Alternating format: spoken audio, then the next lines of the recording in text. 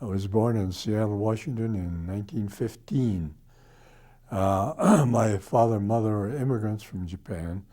My father came to this country in 1899 when he was a boy of 16. And he did what most immigrants of that time did, worked on the railroad, worked on farms, worked as a what they called a schoolboy. He was a houseboy that worked in a wealthy family's home, and he went to school meanwhile, and I think he had 3 or 4 years of grade school education in this country. I went to the Seattle public schools. We lived in a sort of an international district, and most of the kids I went to school with were Jewish. And during the high holy days in September, there would only be 5 or 6 of us in class, and all the rest of the kids were at the synagogue or whatever. And I went on through Garfield High School in Seattle, and then I went to the University of Washington. My major was journalism. I got interested in journalism in high school. I was a sports editor of the high school paper. And I went on to the university and went into journalism. And after a year or so, my advisor called me in and said, Hosokawa, why are you in this school? Why are you in journalism? I said, well, it looked like a very interesting way to make a living. And he said, you know, I'm going to be very frank with you. No American newspaper editor is going to hire a Japanese boy like you. And he said, you'd be smart to go into something else. He said, we can't kick you out of the school because your grades are okay, but you'd be smart if you got into business or some other school. And I thought about it for a while, and I said, to hell with it, I'm going to go ahead with journalism and see what could happen. I got a bachelor's degree in 1936 or 7. Well, I had to look for a job. This was during the depths of the Depression, and nobody was getting any jobs, least of all an American with a name like Hosokawa. And so I went to work. The only job I could get was as a mail secretary, writing letters. And I worked at that for about a year, and then I heard that a Japanese newspaper publisher in Singapore was getting ready to start an English language edition. He had a Japanese language paper, a daily, and he wanted to reach a wider market, so he was going to start an English paper, and he was looking for somebody who had American newspaper training. Singapore was a British colony, and the newspapers there were the British style, and he wanted an American style paper. I had asked the girl to marry me before this job came up, and we were planning to get married, and then this job came up, and so I had a choice of marrying her and going out there with her, or going out alone and working for 2 or 3 years and coming back. And I put it up to her, and she said, well, I'll go along with you. So we got married, and in the fall of 1939, I didn't even know where Singapore was at that time, but I decided to take a chance and go there. Well, Singapore was a city of 500,000, maybe 600,000, a British colony, 90% ethnic Chinese, and about 7 or 8% Malays, native Malays. There were some Indian people there from India, and there were very few Americans and 3 or 4% British. This was a British colony, and the British ran the place. They ran the government, and they had the money. There must have been 10 or 15,000 Japanese there, business people.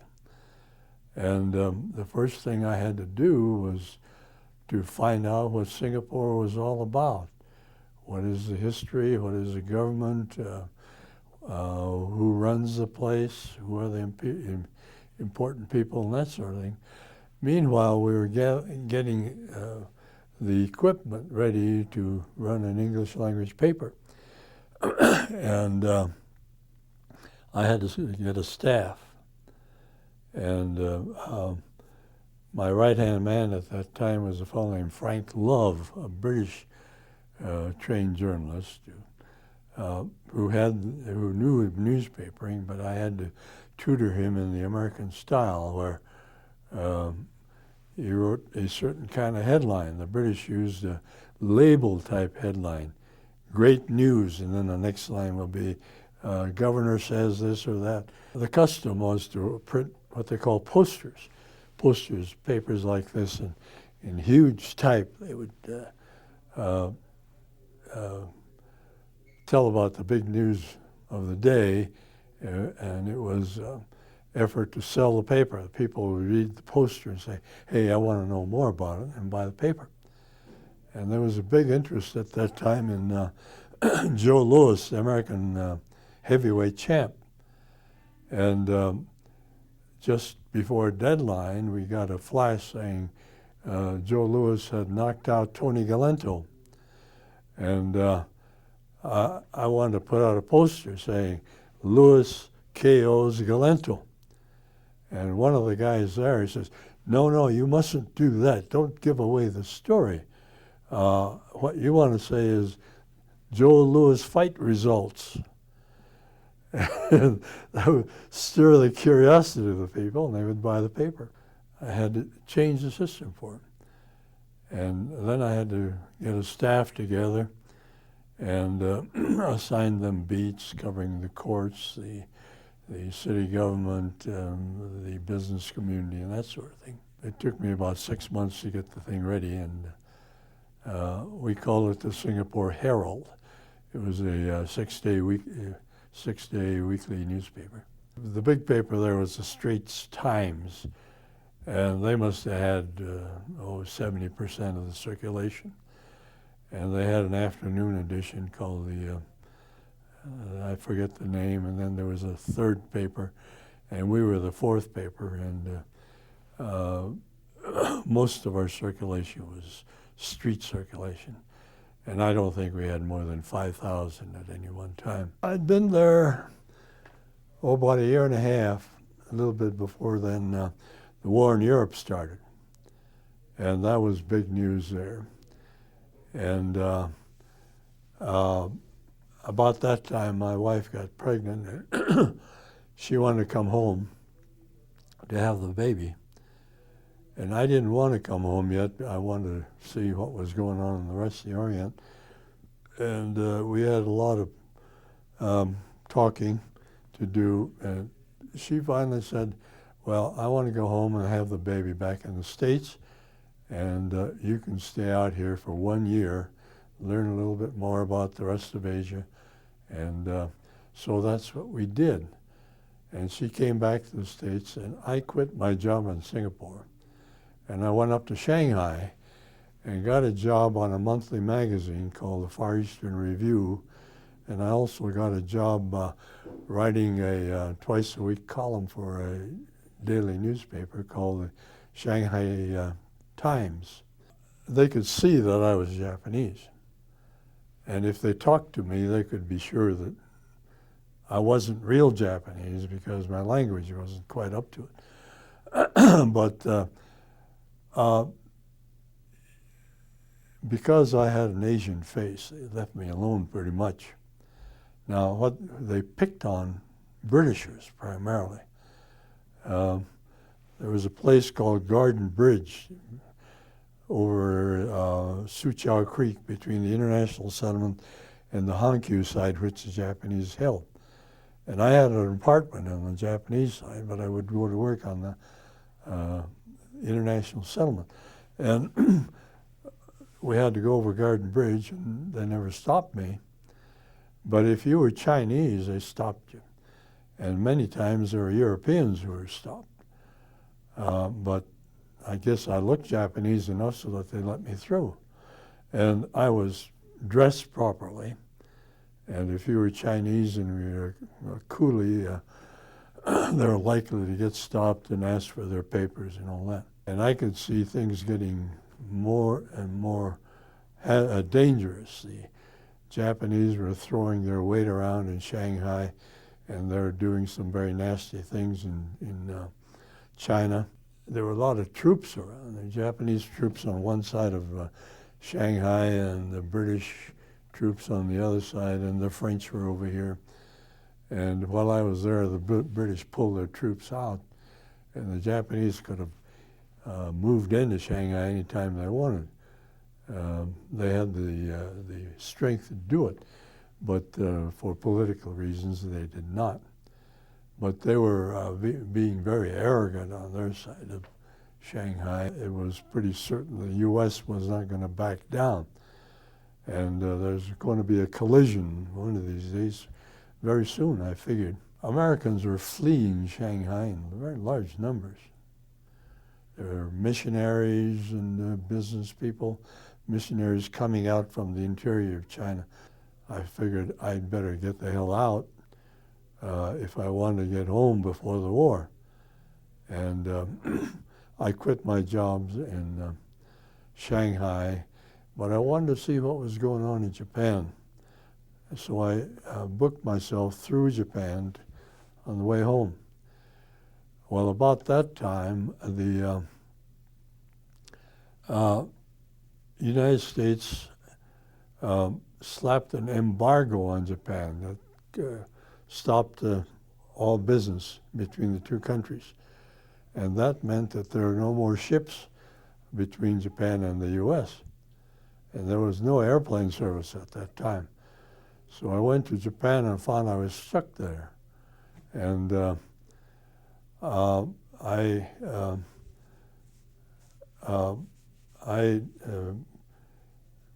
sponged on the generosity of some of my friends there. And I waited for about a month hoping that things would change. Obviously it was not going to change, so I went back to Shanghai to get on an American ship. And I found myself at the bottom of a waiting list of 600 people trying to get out of the country. And a month later, I got a berth on a ship.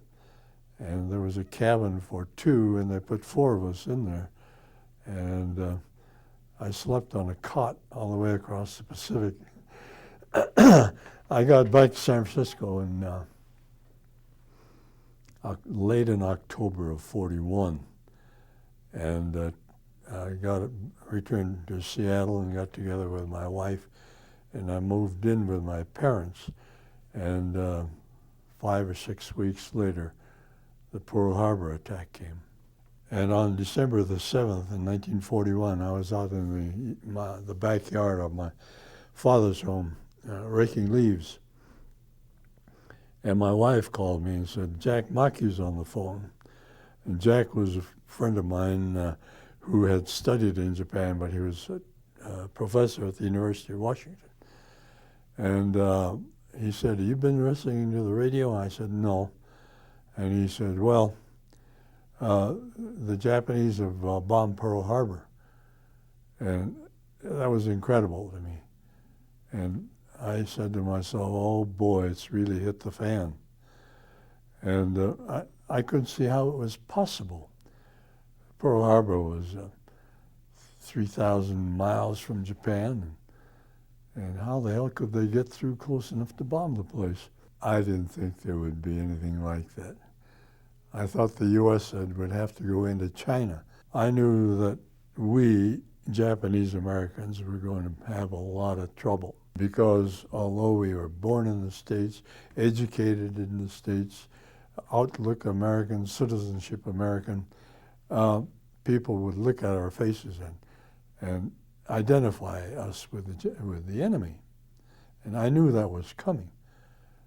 Because there had been a certain amount of prejudice and discrimination before then. The fact that I could not get a job after I left college was the same sort of experience that other Japanese Americans were having. They could be engineers and they couldn't get a job. Some of them could not get into medical school because they had a quota. We already have one Japanese student, so we can't take any more. That sort of thing. And there were many of my colleagues, my friends, who had 4 years of college education, and they go back to the farm, or they work in a fruit stand down in the public market. And there was a saying that in Los Angeles, there are more Japanese Americans with Phi Beta Kappa keys stacking oranges and polishing apples than there were anybody else, because there was this discrimination. And with that background, I knew that we were in for a very rough time if and when war came. Right on Pearl Harbor Day, the FBI swooped down on the concentration of Japanese living in certain areas. There were certain members, community leaders, who the FBI had picked up as potential saboteurs, spies, and so forth. And there were several hundred people picked up that very same night. The older people who were the influential ones in the community. And they were jailed, and then within a few weeks they were sent to a detention center in Montana. And in the months that followed, they were given hearings, and some of them were released to join their families, and some of them were kept in detention. My father had come to this country in 1899, but in 1941, he'd been in the country for over 4 decades, but he was still an alien because the law, the federal law, said Orientals, Asiatics, could not become naturalized citizens of the United States. Now, I was a citizen by birth. He could not become naturalized, so he was an alien. Fortunately, my father was not picked up, but the newspapers were full of stories about potential spies being rounded up, and there were rocks thrown through the grocery stores run by Japanese families, and the bank accounts were frozen. I went to work as a volunteer for what was an organization called the Japanese American Citizens League. It was made up of American-born Japanese like myself, Americans, American citizens, and our purpose was to promote Americanism. And this organization had been active since about 1928 or 29. And we set up an office to help families that were in distress, tried to mediate between the authorities and Japanese families. And some families would come in and say, well, my women would come in and my husband was picked up and we only have $15 at home, and we don't have anything to eat and we don't know what to do.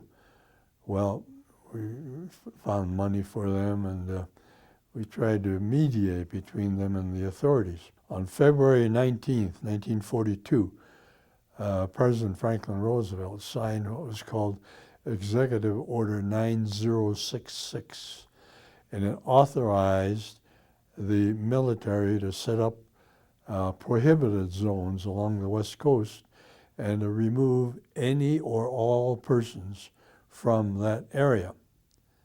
Well, they set up prohibited zones around the military reservation, power plants, transportation centers, the waterfront, and that was natural.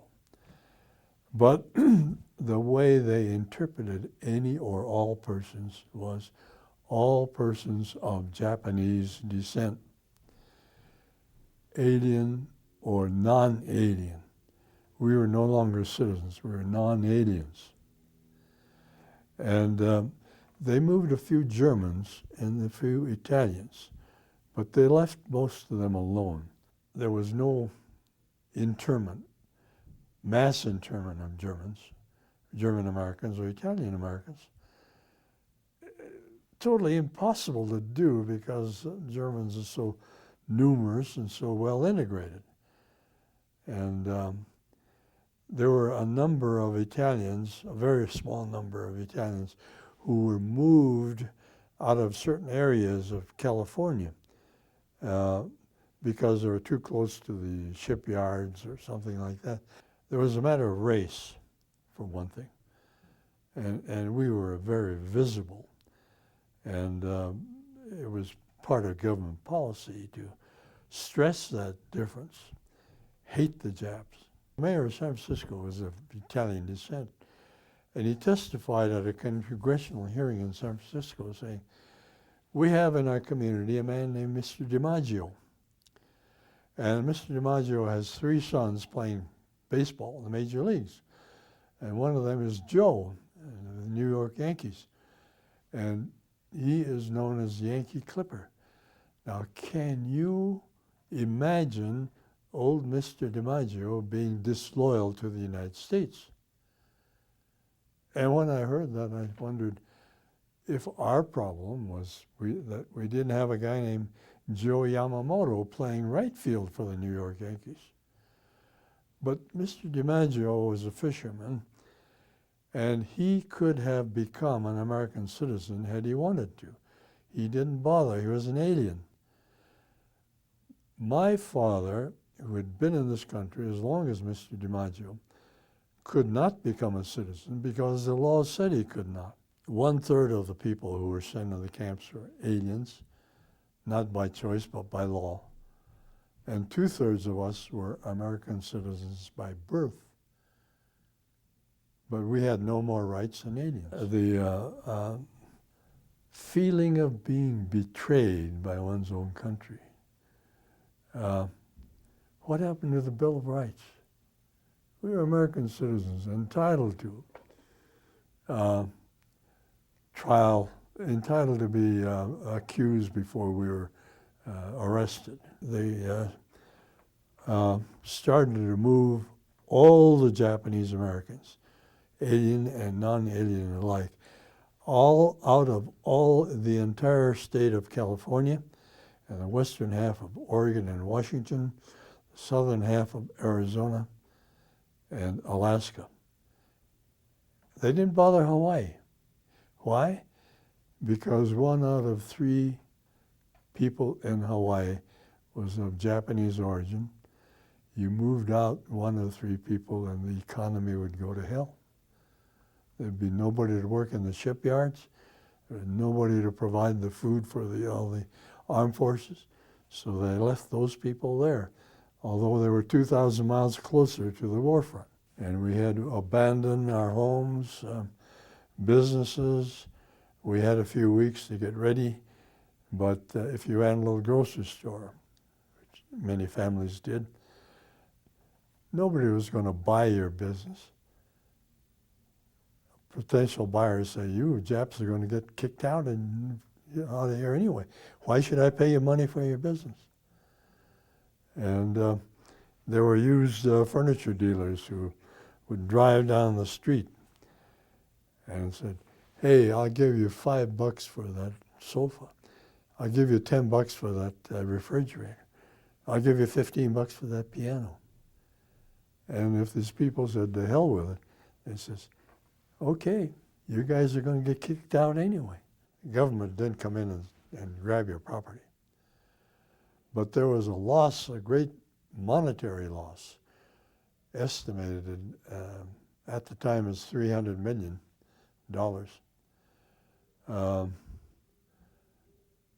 You left a farm in the care of somebody, and they neglected the place. And, in the greenhouse, when the guy came back, all the glass was broken and the water pipes were rusted out, and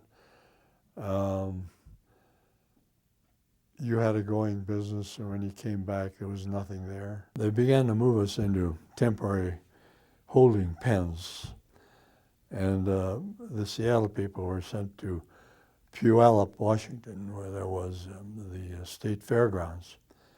And they set up what looked like elongated chicken coops out in the fairgrounds, the parking areas. And they moved us about 500 or 600 people every other day. And we were under armed guard. Here we were, American citizens, and nobody had said, how do you feel about the war? Are you loyal? Are you in favor of the U.S.? And my brother-in-law, my wife's brother, was in the U.S. Army. But she was in the camp with me. And it wasn't much fun. 15,000 at Tan Foran racetrack. They built up these temporary shacks and racetracks. And within a few weeks, there were no more Japanese Americans at liberty on the West Coast. They couldn't hold us in the camps forever.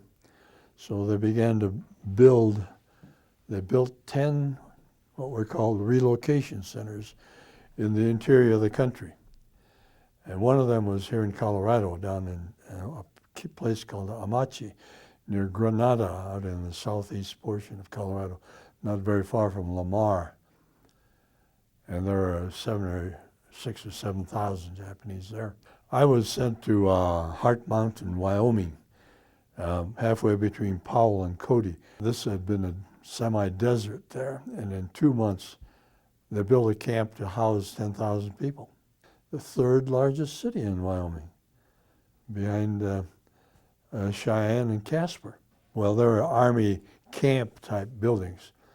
And if you were a young man in the military, it wasn't bad. But if you were a family with little kids and old folks and all that, it was pretty rough.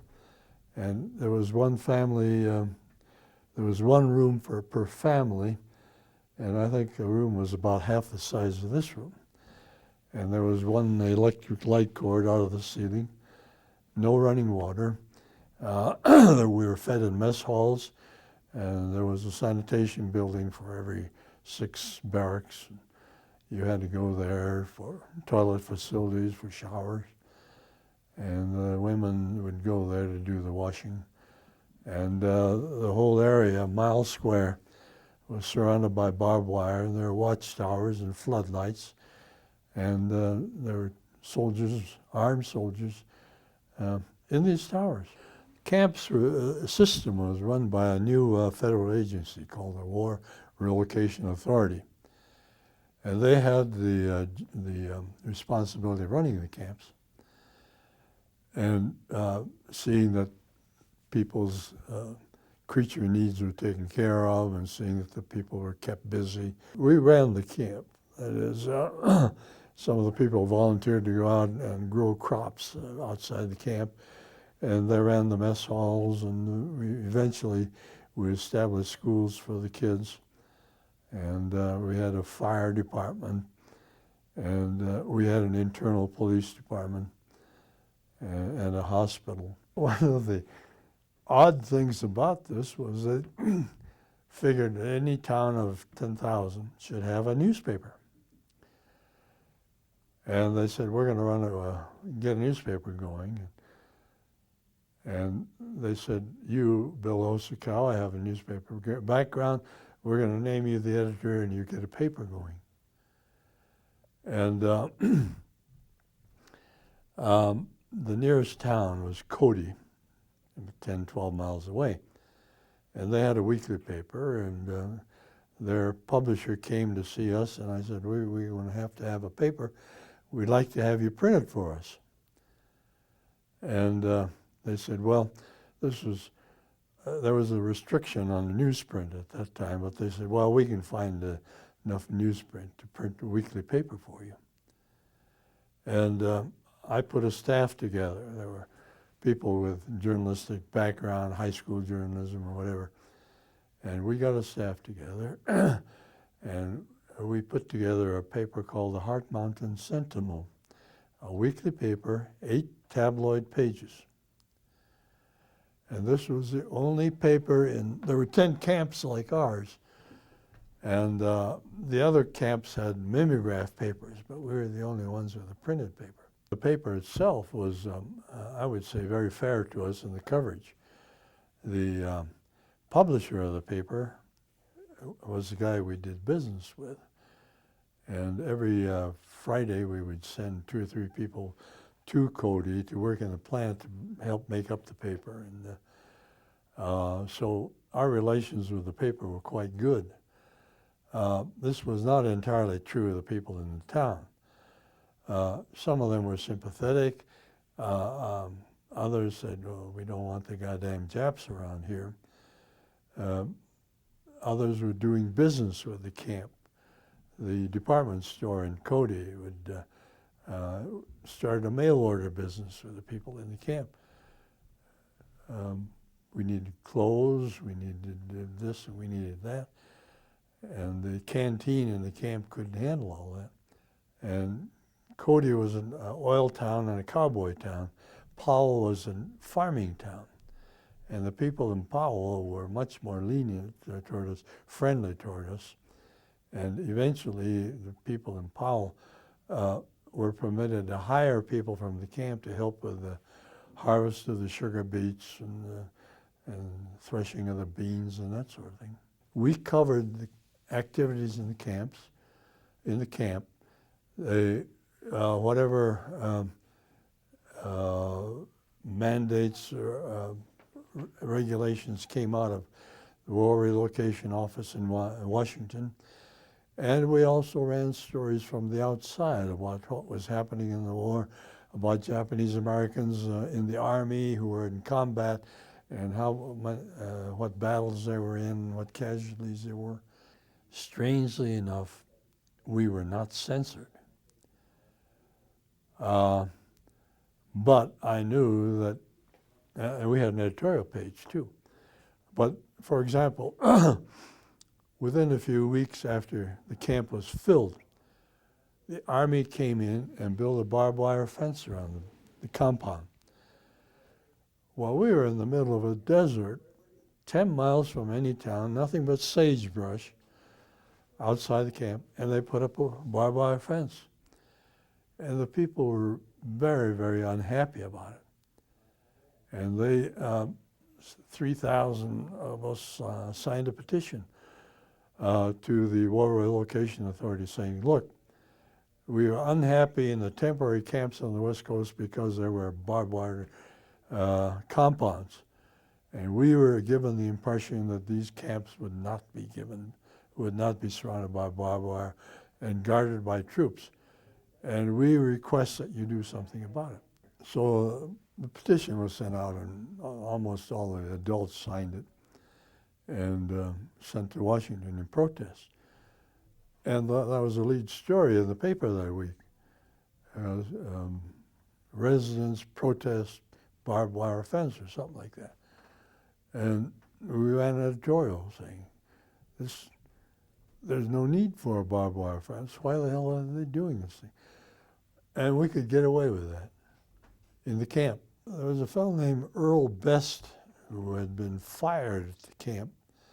He was working in the commissary, and he was fired for inefficiency or something.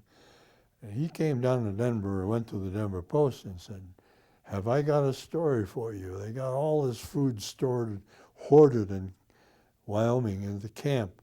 They got 10 years supply of baby food up there. And the cooks have squirreled away hams in the attic in the mess halls.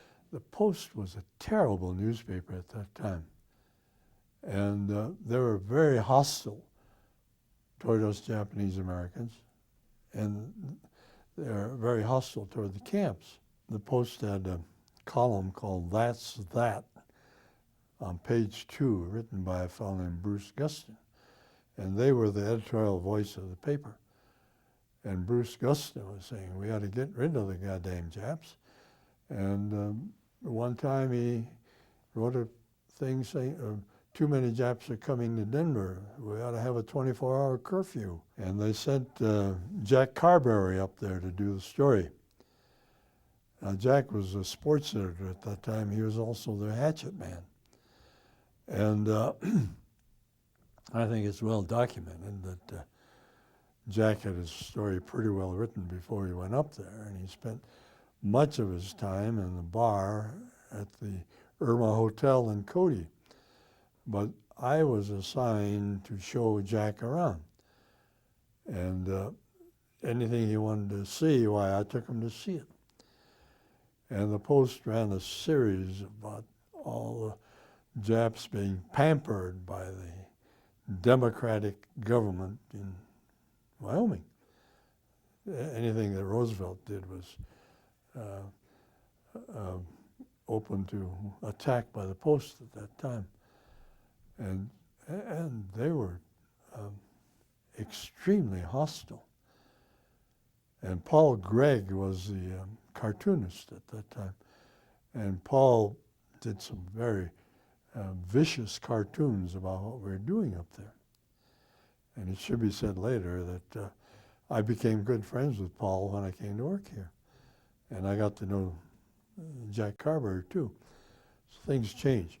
The discipline and the whatever was varied from camp to camp, although they worked under regular mandates, regulations out of Washington.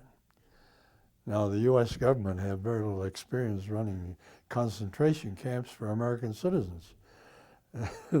And so they were feeling their way. And but we had the freedom to go in and complain. And I could go into the director's office and say, look, this sort of thing is happening there, and we don't like it. We don't think it's fair.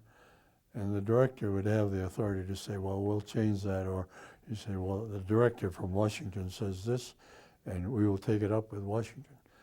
But it was as democratic as could be behind barbed wire. The guards were not allowed to come into camp, the soldiers, all on the outside of the camp. And they had their own quarters outside the camp. And there was almost no contact between the troops and the people in the camp. And we knew that they were up in the towers, but after a while we didn't even look at them. The War Department, at the urging of Japanese Americans, reopened the military service to Japanese Americans. In January, late January of 1942, they automatically changed our status in the draft from 1A to 4C. And 4C, as I recall, was aliens ineligible to military service. So we lost our citizenship according to the select service. But before the war, there were a number of guys who were 1A and had been drafted. And some of them were discharged after Pearl Harbor at the convenience of the government. That was his phrase, at the convenience of the government. And we of the Japanese American Citizens League and others have been advocating reinstatement of selective service for Japanese Americans. The Army said, we're going to set up a volunteer organization. We want you to volunteer for what will be called the 442nd Regimental Combat Team. Everybody was asked to volunteer. But I had a wife, a child, a mother-in-law who was dying of cancer, and a child on the way. And I said to myself, I am not going to volunteer. I will go if I'm drafted. And by the time the draft was restored to Japanese Americans, I guess I was too old and I had too many responsibilities. There were some who said, I'm proud to volunteer, and they did. And there were others who said, I'm not going to volunteer, I'll wait for selective service, and if they draft me, I'll go in the Army. And there's still others who said, to hell with it. They took away my rights, they threw me in the camp. Why should I risk my life to support a country that treats me in that manner? Because of this feeling, the Army was unable to get as many men as it wanted for our combat team, our regimental combat team, from the mainland. And so they went to Hawaii, where there was no evacuation. And they wanted to get 2,000 men, and 10,000 volunteered in Hawaii. And finally they picked up 3,000 men in Hawaii and sent them to Camp Shelby in Mississippi. And the rest of the 5,000 were from the mainland. And they formed what was called the 442nd Regimental Combat Team. And my brother-in-law was a member of that outfit. And they fought with great distinction in Italy. And then they were sent to France, in southern France, and they fought in the Vosges. And one of their great stories is about rescuing the lost battalion in the Vosges Mountains. And there was a Texas battalion that was trapped there, and they couldn't get him out, and they sent the 42nd Japanese Americans to rescue them.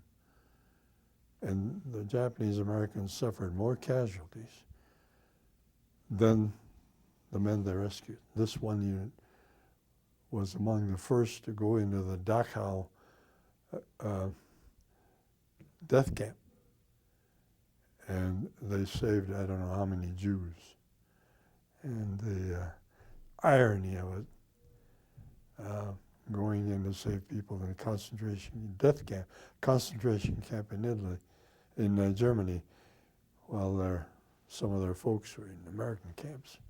I was there 14 months. After about 8 months, the War Relocation Authority came to realize that they couldn't keep us in the camps forever, and that unless it is something, we're going to have a lot of trouble. And so they set up what was called a relocation program. They helped find jobs in the Midwest and East, and then they would urge the people in the camps to take these jobs. The first ones to leave were those young people with skills to sell. And the ones who didn't want to leave were the old folks and families with a lot of little children. If you were a mechanic, for example, you could just about pick your job, short of mechanics. If you were a doctor, if you were a nurse, if you were a bookkeeper, if you knew how to run a heavy machine. There were jobs all over the country. And the War Relocation Authority set up offices. And there was one in Denver, Minneapolis, St. Louis, Chicago, Cleveland. And they'd go out and look for jobs.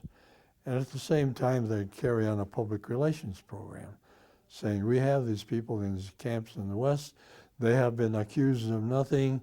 We want to bring them into your community, and we ask your cooperation. It was frightening to go out into a hostile land where you had no housing, and you're going blind into a community and go to work for somebody you never knew, and there was a lot of feeling against the Japanese. If you wanted to relocate and you weren't too particular about where you went or what you did, there was plenty of opportunity to go out.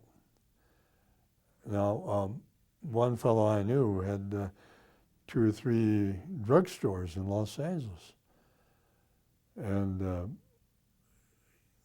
he had to give them up, and he went to either Cincinnati or Cleveland as an employee, a pharmacist in a drugstore. And eventually, he got established well enough to start his own place.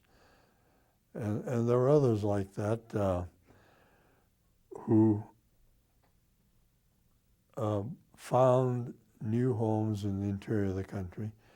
And when the war ended, they never went back to the West Coast. This program got underway rather slowly, and it had been underway for about 6 months or so when I decided I would get the hell out of there. And they found me a job in Des Moines, Iowa. And the way I understood it happened was that Dylan Meyer, M-E-Y-E-R, who was the head of the whole thing, was a friend of Gardner Coles, who owned the Des Moines Register and Look magazine and other publications. And I understand that Dylan Meyer called Coles and said, "Hey, look, we've got a guy in the camp in Wyoming who has a newspaper experience, and we're trying to help him get resettled, and we'd appreciate it very much if you offer him a job." So they did. The Des Moines Register offered me a job. I was a copy reader, and we worked handling copy, writing headlines. The fellows at the newspaper were helpful, friendly, and they welcomed me there. It was so different from what it was on the West Coast. My immediate supervisor was a fellow named Ray Wright, W-R-I-G-H-T. Very capable guy and very helpful. After I came, and it helped me a lot. After I came to Denver, some years after I came to Denver, and I was in a supervisory position, we needed a good news editor. And I called Ray Wright and said, "How would you like to come to Denver and work for the Denver Post?" And so he worked directly under me. The biggest problem, of course, was housing. And my family was really with my brother, living at that time in Kansas City. And I scouted around for housing while I was working there. And there was what was called a hostel there, H-O-S-T-E-L, run by the Quakers. And they had rented a big old house, and evacuees like myself could go there, and we'd get a bed and 2 meals a day for $1 a day. And we could stay there until we found more permanent housing. And I stayed there for about 10 days before I finally found a place. I first rented a ramshackle house in an undesirable part of town, the only house I could get. And we lived there for a year or so, and then I decided we had to move, and there were no houses for rent, so I finally decided to buy a little house. And it was a little bungalow. And the man who lived next door, he didn't know what was going on. He heard rumors that some Japs were buying the house next door, and he was a little bit concerned about it. But he called the War Relocation Authority office in Denver and said, expressed his concerns. And they told him, "Look, this man has been cleared to work in Des Moines. He's got a good background. We're helping these people get settled in the community, and I don't think you have anything to worry about." Well, we moved in about a week later, and I found that the lawn had been freshly mowed, and it was the guy next door who had done it as a gesture of welcome. And we became very, very good friends. I wanted to get back west. Wonderful people in Des Moines, but miserable climate. Great newspaper to work for. and I could have stayed there. But I wanted to get back west, and a fellow that I had worked for in camp, a guy named Von Mako, and one day he wrote to me saying, the Denver Post has a new publisher, a fellow named Palmer Hoyt, came from Oregon. And I knew Hoyt by reputation, and I knew he was a good newspaper man. He had the right instincts. He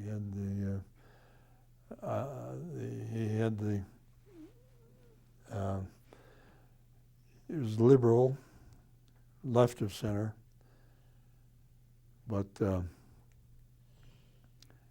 he knew how to run a paper. I was a little bit hesitant about coming to Denver to work for that newspaper, even though the publisher had changed. Can a leopard change its spots? So before I accepted, I applied, and eventually they offered me a job. And suddenly I got cold feet, and I asked Hoyt if I could come out to talk to him, and he said, yeah, sure. So I took the night train out of Des Moines. I think it was the Rock Island Rocket. And I came out here in the morning, and I washed up at the Union Station and went up to see Hoyt. And I said, Mr. Hoyt, I appreciate your offer of a job here, but I have these reservations. And Hoyt said, well, you don't have to worry. The newspaper has changed. We aren't mad at anybody.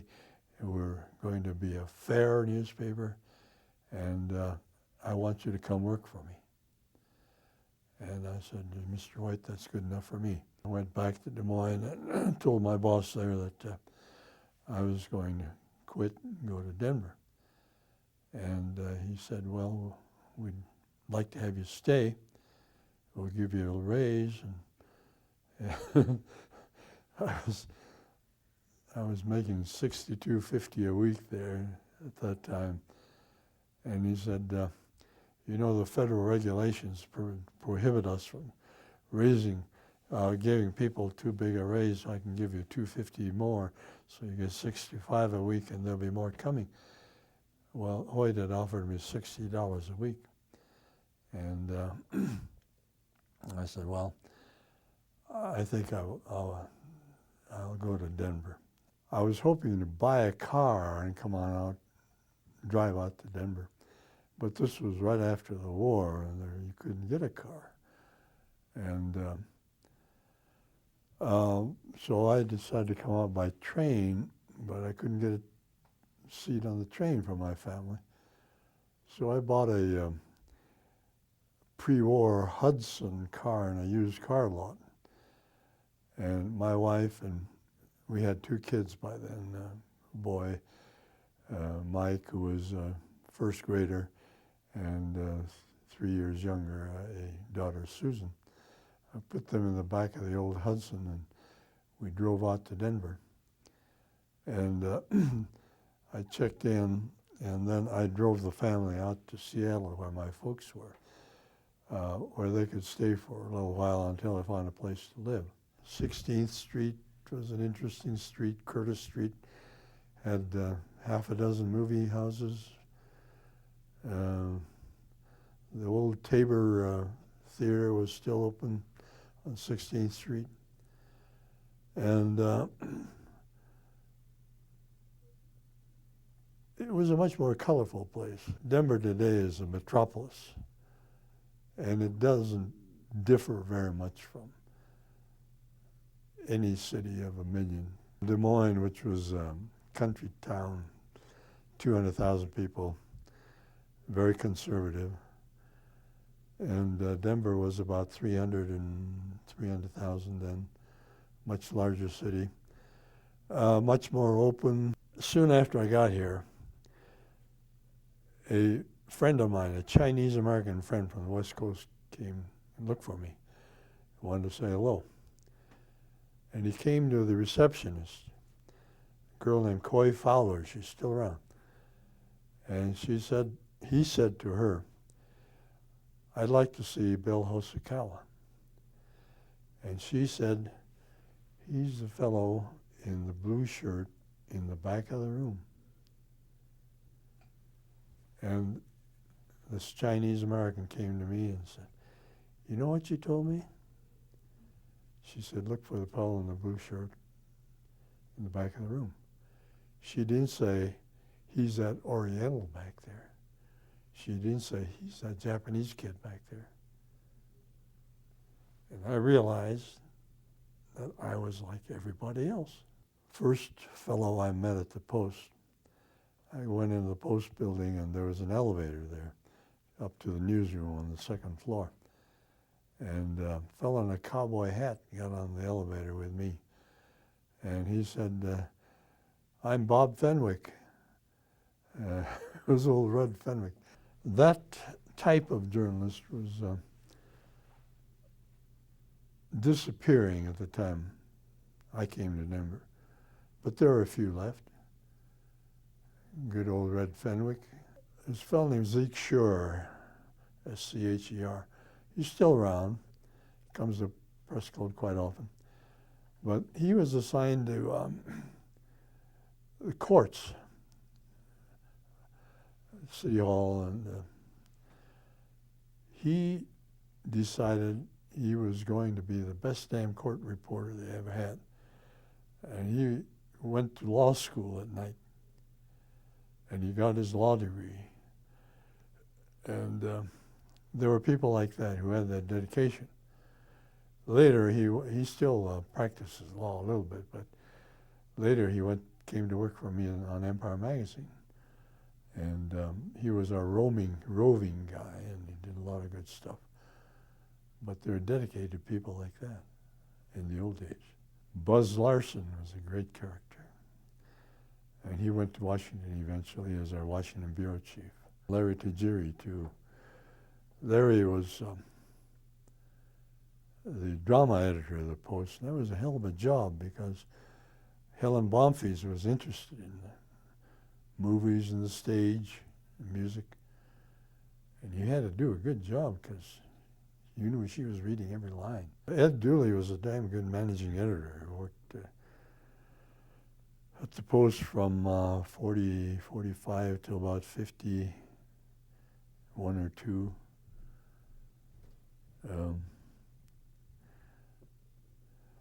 I was trying to get Larry hired at the Post, and he'd come in and see Ed Dooley. And Ed would say, oh, Larry, I just don't have an opening, but keep in touch.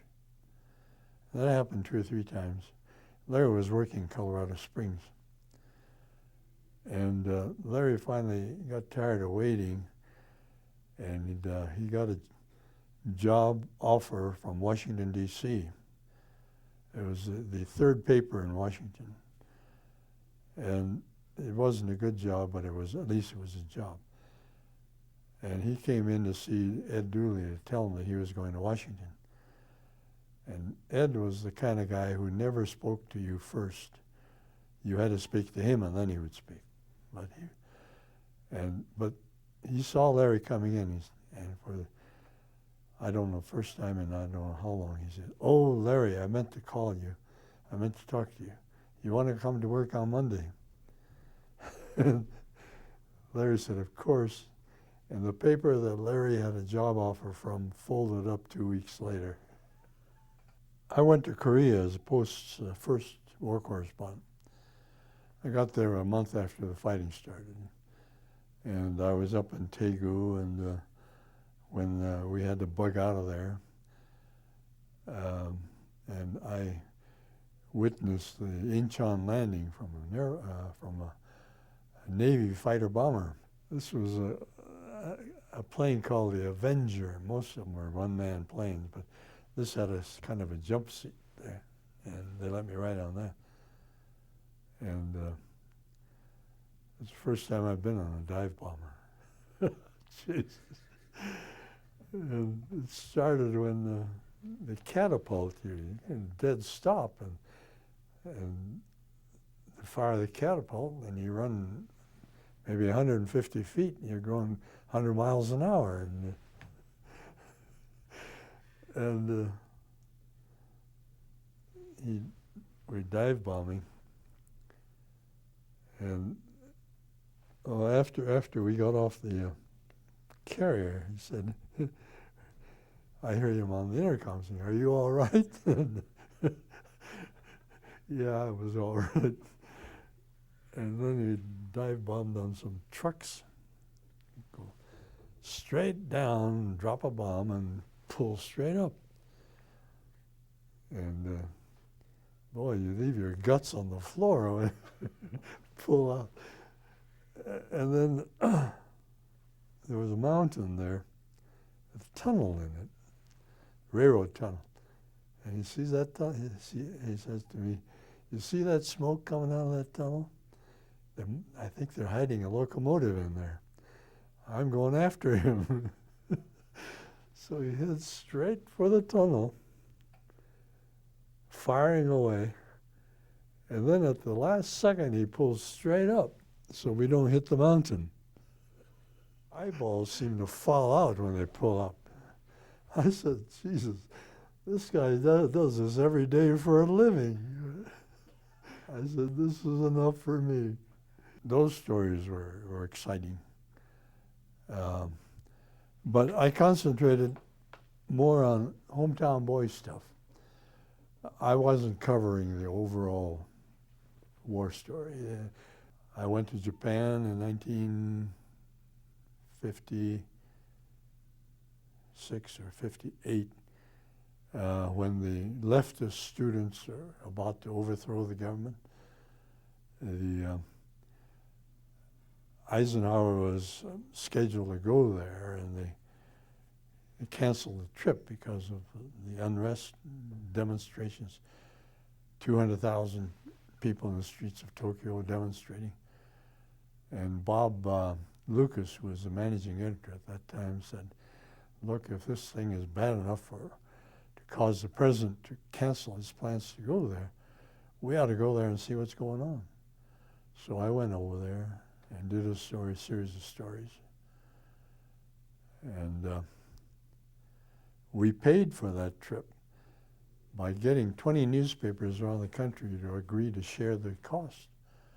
And I would cable in the story, and then the Post would distribute it. I covered some big stories like the summit meeting in Paris, where right after the spy plane got shot down, and Eisenhower had to admit that it was our spy plane. Khrushchev walked out. I was in Vietnam before we had many troops there. I was there when we had 20,000 troops there, and that was all we had. And most of the guys I talked to knew why they were there. They're trying to help the Vietnamese establish a government. And they realized what a tough time the Vietnamese are having because of the communist infiltration. And these were mostly professional soldiers. And shortly after I left there, the Tonkin incident came along, and President Johnson got us into the war. And before long, we had 400,000 guys over there, 399,000 of them hating the place, wanting to come home. And the guys that I first saw over there knew that they were there for a purpose, and they were dedicated. And I feel that we overlooked the dedication of those guys before that war became our war. There was a helicopter company out there that had been down in Camp Carson, and they were out there. So I went down to see them. And the colonel said, "We're going out on a raid tonight. Do you want to go along?" I said, "Sure." So we were not supposed to fire until it's fired upon, and then you could fire back. And there are 3 helicopters involved. One flew low over the Mekong Delta, trying as a decoy, trying to get the Viet Cong to fire at it. The second one was maybe 300-400 yards behind. They had a lot of guns on there and bombs, and they were going to shoot back as soon as they located the Viet Cong. And I was in the observer helicopter way back there. And he said, we aren't going to go down there unless somebody gets shot down, then we got to go after them. Well, I think I had the most fun during the years I was editor of Empire magazine. Even if I say so myself, I think it was a good magazine and a great asset to the Denver Post. And in writing a magazine story, you have the time to do the research, you have time to polish your writing, you have time to craft the story. You don't have to sit down and have a story ready in 15 minutes. And we did a lot of good, deep stuff that was fun doing.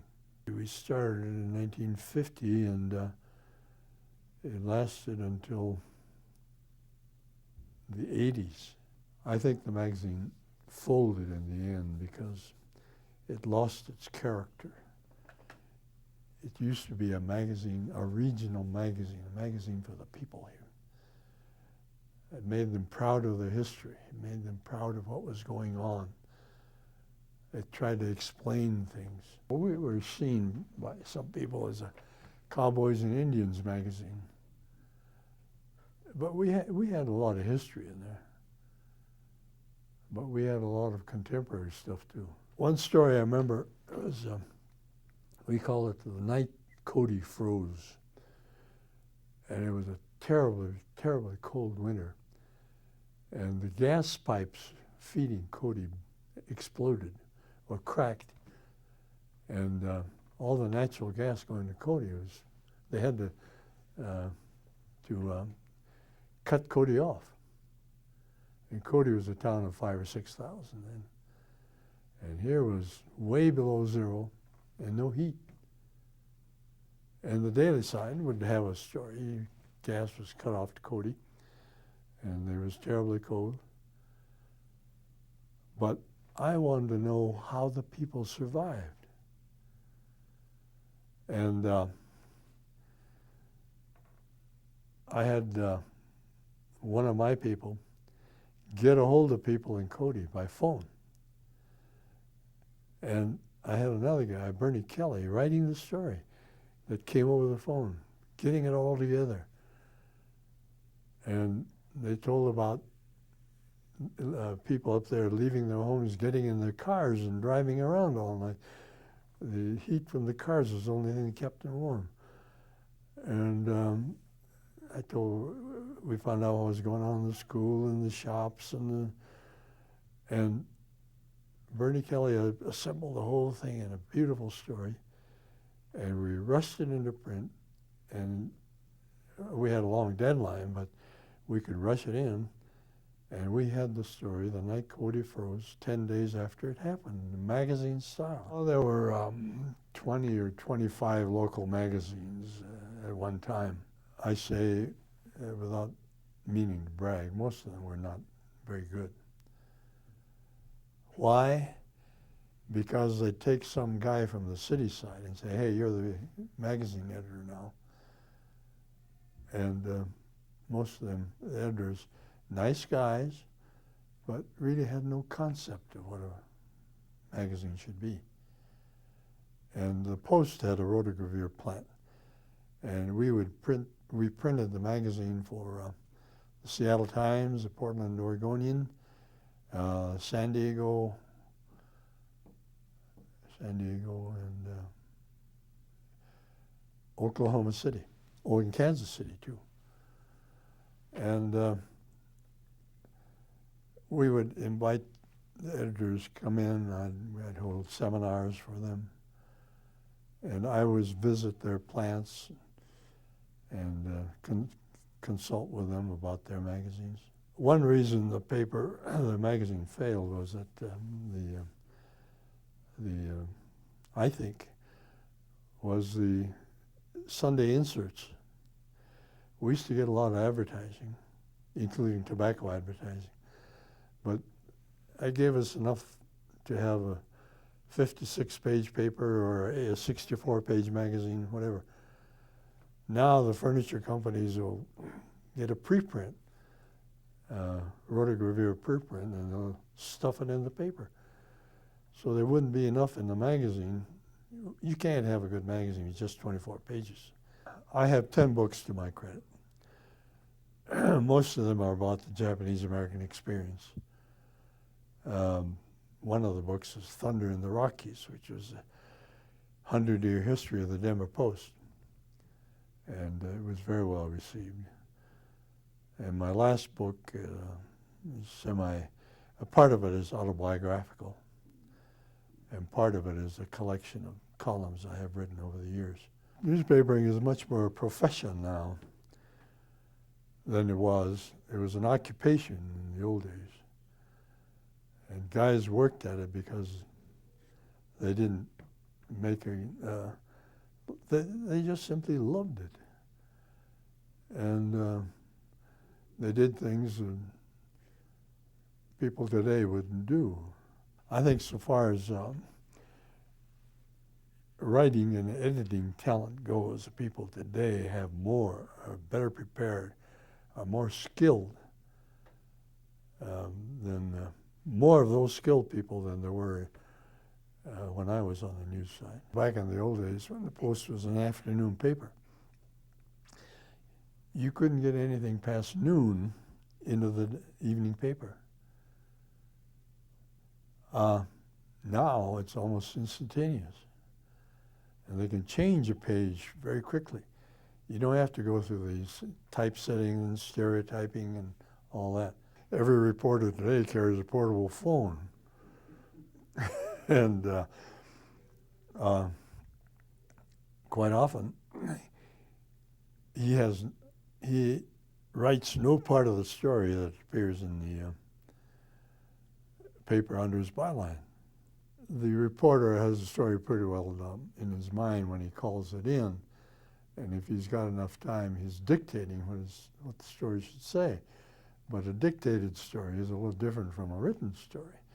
At other times, he's simply calling in the facts, and the person the inside person is taking down notes and then rewriting the story as soon as they get off the phone. But it's like the old game where you tell a story to one person and that person relays it to the next, and you wonder if it's the same story by the time it comes all the way around. In other cases, a reporter carries a portable word processor, and he never sees the office. He writes his stuff and pushes the send button, and away it goes. A person writing a story may be able to write a much more colorful story than somebody inside writing from hastily taking notes. There are people who want to know more and look to read this stuff. And no, because there are more and more people who are satisfied with a 20-minute newscast. And then I find that more and more of these national stories are, they're running trailers saying, if you want to read more about it, look it up in on your computer. Well, that isn't helping the print media very much. They're doing extensive, comprehensive feature stories, not covering the news, but covering the background of the news. And what I did was spot news. Then in 1986, Ralph Looney of the News called me and invited me to lunch, and he said, we're losing our ombudsman. How would you like to take the job? And I said, gee whiz, I've been fighting these guys for 37 years, and I don't know whether I want to go to work for them. And I talked to Bill Hornby, who had been my boss, and talked to some of my colleagues at the Post. And they said, well, hell, the Post has changed, the news has changed. We don't think you ought to have any hesitation about going over the news. So I told Ralph that I would be happy to take the job. And I wrote the Ombuds column at the News for 7 years. And the Ombudsman would take complaints from the public or try to explain to the public how the newspaper operated and why it did the crazy things it did. And after 7 years, I figured I had enough, and I retired. I have 4 children. Mike, the little one, the firstborn, is assistant dean for a curriculum at the University of Missouri Medical School. And Susan, the little girl that was a little tiny girl when she came here, she's a student counselor at Lincoln High School in Denver. And my son Pete, who was born in Denver, he's the vice president of a computer firm in San Francisco. And my youngest one, she was born just before the Korean War started. She's married to a Continental Airlines pilot, and she lives in Greensboro, North Carolina. In my own case, for 7 years I was the editor of the editorial page of the Denver Post. And here was a guy who was in a concentration camp because of, quote, suspected loyalty, unquote, who was the editor, the director of the opinion page of the state's largest and most influential newspaper. I don't recall that I ever addressed that in the editorials. I'm sure that I said something about it in this weekly column that I wrote. There's a lot more to be learned. We haven't solved our racial problems, minority problems. The blacks still have a rough time, and the Hispanics. The Asians are having it much better than the other minority groups. There was no reparations as such, but about 5 years ago, no, about 10 years ago, Congress authorized an investigation of what happened during the war. And a high-level commission, very famous people like former Supreme Court Justice Goldberg and others, conducted a series of hearings around the country. And their finding was that due to race prejudice, war hysteria, and government negligence, a great wrong had been done to the Japanese Americans. And the recommendation was that an apology be offered to these people, and that $20,000 be given to each survivor. And by that time, the number of survivors had dropped to about 70,000 out of 120,000. And each person was given $20,000 and a printed apology signed by George Bush saying that Uncle Sam was sorry that this had happened. And, let this be a lesson for the future.